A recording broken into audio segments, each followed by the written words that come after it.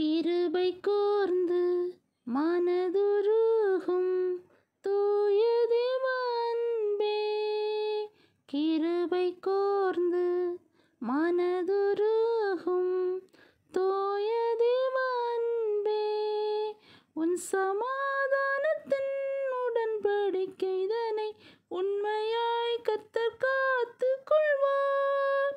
இந்த தேவன் என்றென்றுமுள்ள சதா காலமும் நமது தேவன், மரண பரியந்தம் நம்மை நடத்திடுவார். அநாதி தேவன் நம் அடைக்கலமே, அவர் நித்திய